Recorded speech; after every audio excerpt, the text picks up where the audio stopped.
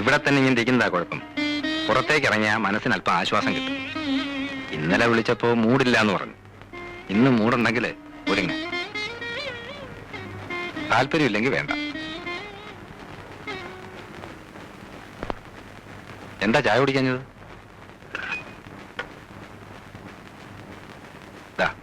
കുടിക്ക.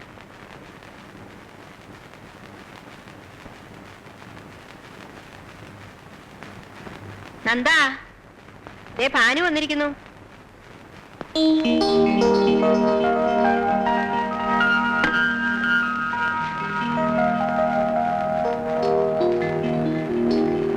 കല്യാണത്തിന്റെ അന്ന് മുങ്ങിയിട്ട് പിന്നെ ഇന്നാണല്ലോ പൊങ്ങുന്നത്. ജീവിതം ഒന്ന് തുടങ്ങിയിട്ട് വന്ന് ചെല്ലും ചെയ്യാന്ന് വിചാരിച്ചു. അതിന് ഞങ്ങൾ ഇതുവരെ ജീവിതം തുടങ്ങിയിട്ടില്ല. ഒന്നുമില്ല, ചെറിയൊരു സൗന്ദര്യപ്പിണക്കം, അത്രേ ഉള്ളൂ.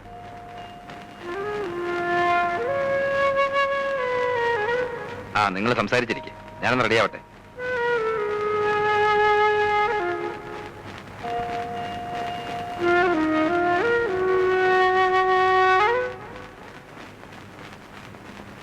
ഞാൻ പറഞ്ഞതൊക്കെ നീ മറന്നോ? ഞാൻ ശ്രമിക്കാഞ്ഞിട്ടല്ല, എനിക്ക് പറ്റുന്നില്ല ഭാനുട്ടാ. നീ ഇങ്ങനെ ഇൻഡിഫറന്റ് ആയിട്ട് പെരുമാറാൻ തുടങ്ങിയ നന്ദേട്ടൻ എന്ത് വിചാരിക്കും? ഇത്രയ്ക്ക് വെറുക്കപ്പെടാൻ മാത്രം അദ്ദേഹം എന്ത് തെറ്റാ നിന്നോട് ചെയ്തത്? എന്തോ എനിക്ക് അദ്ദേഹത്തെ സ്നേഹിക്കാനാവുന്നില്ല. നീ മനഃപൂർവ്വം ഉണ്ടാക്കിയെടുക്കുന്ന വെറുപ്പ് മാറണമെങ്കിൽ നീ തന്നെ വിചാരിക്കണം. അതല്ല, ഇനിയും ആ മനുഷ്യനെ വെറുക്കാൻ തന്നെയാണ് ഉദ്ദേശമെങ്കിൽ ഞാനിനി ഇങ്ങോട്ട് വരില്ല. നിങ്ങൾ ഒന്നിച്ച് പുറത്തേക്ക് ഇറങ്ങുമ്പോൾ അതുവഴി വരുമെന്ന് കരുതിയിരിക്കായിരുന്നു ഞാൻ. പുറത്തു പോകാൻ പലതവണ വിളിച്ചതാ, ഞാൻ പോയില്ല. ഇപ്പോഴും വിളിച്ചിരിക്കുക, എനിക്ക് വയ്യ. എന്താ അതിരേത്? എന്തുദ്ദേശം നീ ഇങ്ങനെ തുടങ്ങുന്നത്? ഭാനു, വാ കാപ്പുടിക്കാം. ഞാൻ ബ്രേക്ക്ഫാസ്റ്റ് കഴിച്ചിട്ടാ അമ്മേ പോകുന്നത്. ഞങ്ങൾ നല്ല ഒന്നാന്തരം കുടുംബക്കാരാ. തൊട്ട് നിന്നുകൊണ്ട് യാതൊരു കുഴപ്പമില്ലല്ലോ. നിങ്ങൾ എവിടെ പോകാൻ പ്ലാൻ ഇട്ടിരിക്കാണെന്ന് പറഞ്ഞു. ഞാൻ സമയം കളയുന്നില്ല. ഞാൻ പോകുന്നുണ്ട്. ആതിര വരുന്ന കാര്യം തീരുമാനമായിട്ടില്ലെന്നാ. ആര് പറഞ്ഞു വരുന്നില്ലെന്ന്? ഭർത്താവിന്റെ ഇഷ്ടാനിഷ്ടങ്ങൾ അറിഞ്ഞു പ്രവർത്തിക്കുന്നവളാണ് യഥാർത്ഥ ഭാര്യ, അല്ലേ അമ്മേ? അതെ. നോക്കി നിൽക്കാതെ പോയി റെഡി ആവണേ, പോ. ജാതകത്തിൽ പൊരുത്തം കുറച്ച് കൂടുതലാണെങ്കിലും ജീവിതത്തിൽ അതങ്ങോട്ട് പ്രാക്ടിക്കൽ ആയിട്ടില്ലല്ലേ? ഇവളുടെ സ്വഭാവ മഹിമയെ പറ്റി ഞാൻ തന്ന സ്റ്റഡി ക്ലാസ് വളരെ അത്യാവശ്യമാണെന്ന് ഇപ്പൊ മനസ്സിലായില്ലേ? കുഴപ്പമില്ല, ഞാൻ കുറച്ച് ഉപദേശിച്ചിട്ടുണ്ട്, ശരിയാവും.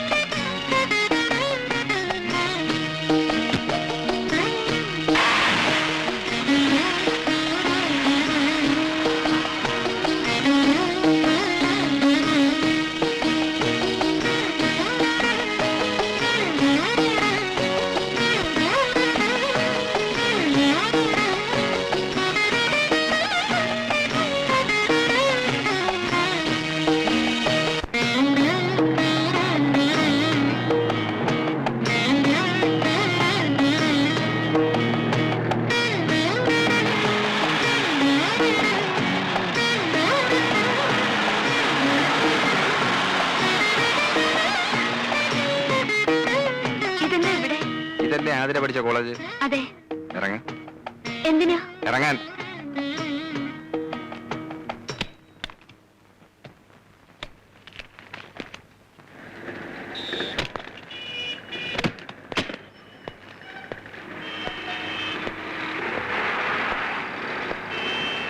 എന്റെ ആലോചന വന്നപ്പോ താല്പര്യക്കുറവ് കാണിക്കാൻ ഒരു കാരണം ഇതായിരുന്നല്ലോ. വിവാഹം കഴിഞ്ഞു എന്ന് വെച്ച് ആതിരയുടെ താല്പര്യങ്ങൾ ഒന്നും സറണ്ടർ ചെയ്യണ്ട. തുടർന്ന് പഠിക്കണമെങ്കിൽ പഠിക്കാം. അതല്ല, കൂട്ടുകാരികൾക്കൊപ്പം കുസൃതിയും കുന്നായ്മയും കാണിച്ച് നടക്കാൻ പറ്റാത്തത് ഈ വിഷമം ഉണ്ടെങ്കിൽ അത് മാറ്റിയെടുക്കാം. അല്ലേ? നിക്കേ, വൈകിട്ട് വിളിക്കാൻ ഞാൻ ഇവിടെ വരണോ അതോ ക്ലാസ് കട്ട് ചെയ്ത് കൂട്ടുകാരികളുമായിട്ട് എങ്ങോട്ടെങ്കിലും കറങ്ങാൻ പോവേ? ഇവിടെ വന്നാ മതി. മതിയല്ല? Okay, by.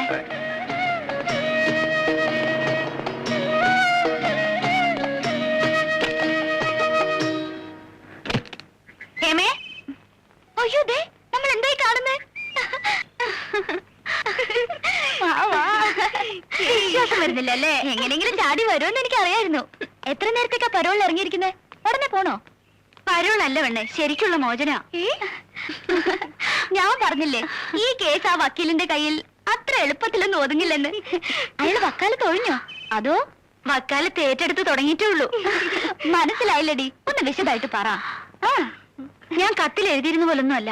പിന്നെ ആ വില്ലൻ കട്ട് പുറത്തേ ഉള്ളൂ. മനസ്സ് വലിയ കുഴപ്പമില്ലാന്ന് തോന്നി. അപ്പൊ നീ കീഴടങ്ങിയോ?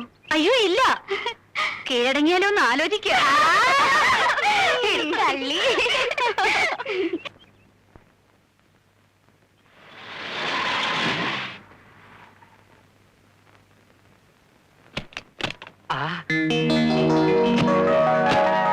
വലയിൽ ആരാ വന്നിരിക്കുന്നത് നോക്ക്.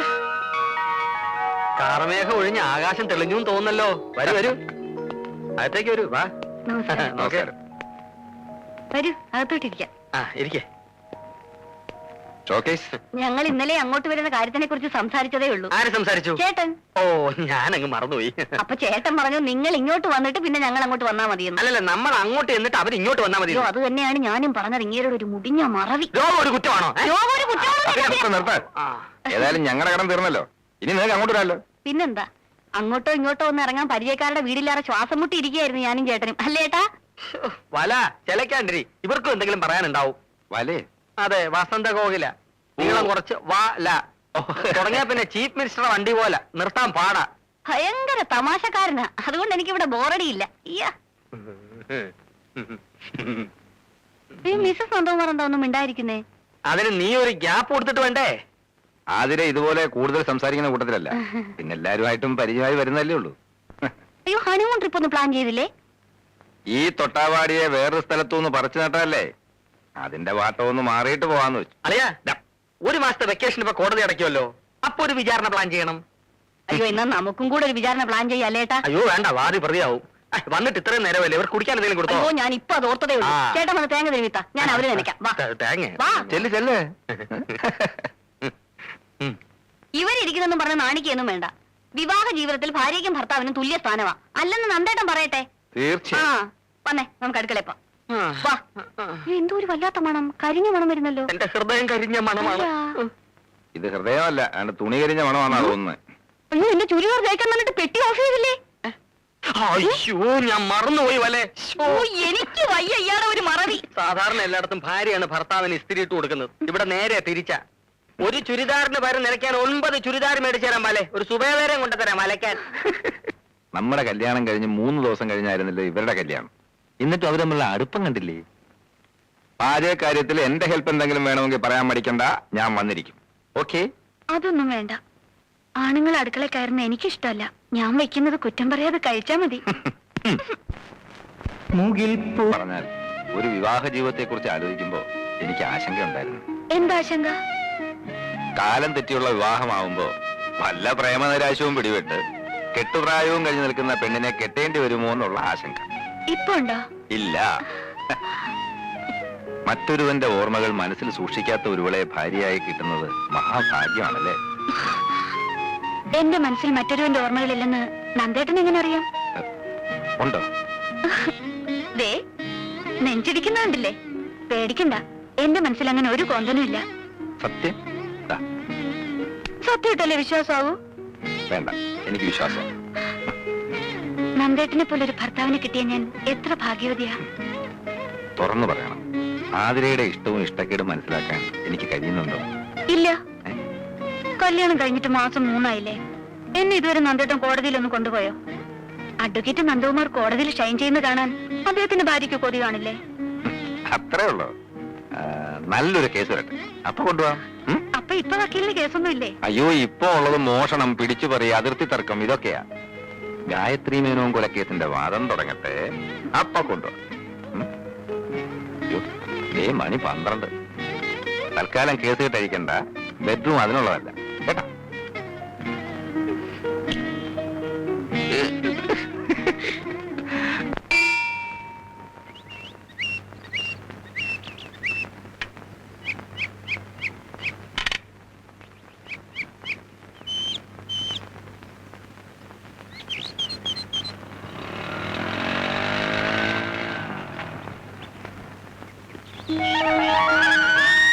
ഞാൻ വീട്ടിൽ പോയിട്ട് വരിക. അമ്മ പറഞ്ഞു നിങ്ങൾ ഇങ്ങോട്ട് പോന്നിട്ടുണ്ടെന്ന്. വക്കീലെന്തി വഴി തള്ളിട്ട് പോയാ? അങ്ങനെ വഴി തള്ളിയിട്ട് പോകുന്ന വക്കീലല്ല. ഇവിടെ അടുത്തൊരു കൂട്ടുകാരന്റെ വീട്ടിൽ പോയതാ. ഇപ്പൊ എത്തും. എത്തിയല്ലോ. ഹായ്. എന്റെ അമ്മോ, ഭയങ്കര ആയുസാ. തല്ലി കൊന്നാലും ചാവൂല. ആ നന്ദേട്ടാ, നമുക്ക് ഓഫീസിലൊന്ന് കയറാം. എനിക്ക് മിസ്സിസ് ആതിര നന്ദകുമാറിന്റെ ചെറിയൊരു ഹെൽപ്പ് വേണം. പണ്ടാണെങ്കിൽ ആരോടും ചോദിക്കാതെ പറയാതെ വിളിച്ചോണ്ട് പോകാമായിരുന്നു. ഇനിയിപ്പോ അത് പറ്റില്ലല്ലോ. അതിനെന്താ, നമുക്ക് പോകാലോ അല്ലേ? വന്നോന്ന് ആതിര നന്ദകുമാറിന്റെ ഹെൽപ്പ് ഇല്ലാതെ പറ്റില്ല എന്നായിട്ടുണ്ടല്ലേ? ഇങ്ങോട്ട് മാറി. ഇനിയിപ്പോ ഓസിനൊന്നും പറ്റില്ല. അത് ശരിയാ. ജോലി ചെയ്യണമെങ്കിലേ ന്യായമായിട്ടുള്ള പേയ്മെന്റ് തന്നെ വരേണ്ടി വരും.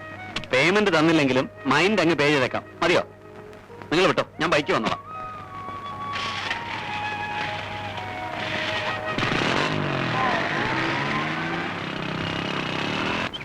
ഉണ്ണിയേട്ടൻ ഇത്ര ധൃതി വെച്ച് എങ്ങോട്ടാ? മരിക്കാൻ കോടതിയിലോട്ട്, അല്ല പിന്നെ എങ്ങോട്ടാ? എന്നും എന്നെ എന്റെ ഓഫീസിൽ ഇറക്കി വിട്ടിട്ടല്ലേ ഉണ്ണിയേട്ടൻ പിന്നെ പോകുന്നത്? ആ പതിവ് ഞാൻ നിർത്തി.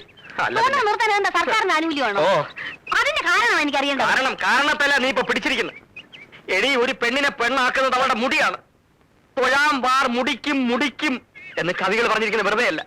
നിന്നെ ഈ കോലത്തിൽ കാണുമ്പോ ചില ധീരകൃത്യങ്ങൾ ചെയ്തതിന് ചില പെണ്ണുങ്ങളെ മൊട്ടയടിച്ച് കോടതി കൊണ്ടുവരുന്നതാണ് എനിക്ക് ഓർമ്മ വരുന്നത്. അതിന് ഞാൻ മുഴുവനും കളഞ്ഞില്ലല്ലോ. ഉണ്ണിയേട്ടന് വേണ്ടി കുറച്ച് നിർത്തിയിട്ടില്ലേ? ദാ. നിർത്തിക്കോ, പരുവുമ്പോ ഞാൻ മൂടോടെ വെട്ടിയെടുത്തോളാം. അതും കൂടി വടിച്ചിറക്കിട്ട് ഏതെങ്കിലും ആശ്രമത്തിൽ പോയി ഇരിക്കടി. പുണ്യം കിട്ടില്ലെങ്കിലും കാശ് കിട്ടും, ഉറപ്പാ. മിണ്ടി പോരുത്. എന്റെ കണ്ണുമറ്റത്ത് പോ. മുടിഞ്ഞവളെ, മുടി കളഞ്ഞവളെ.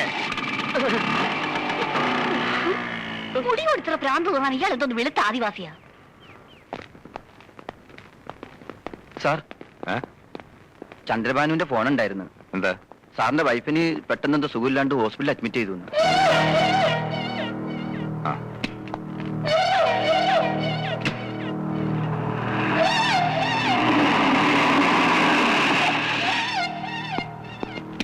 ആ, പേടിക്കാനൊന്നുമില്ല. ഒരു ചെറിയ തലയിറക്കം. Now she's okay. അഡ്വക്കേറ്റ് നന്ദകുമാറിന് ഒരു ജൂനിയർ ഉണ്ടാകാൻ പോകുന്നു. റിയലി? വെരിഷിനോ? അകത്തുണ്ട്. ചെല്, ഞാൻ ഈ മരുന്ന് വാങ്ങിച്ചിട്ട് പോരാ.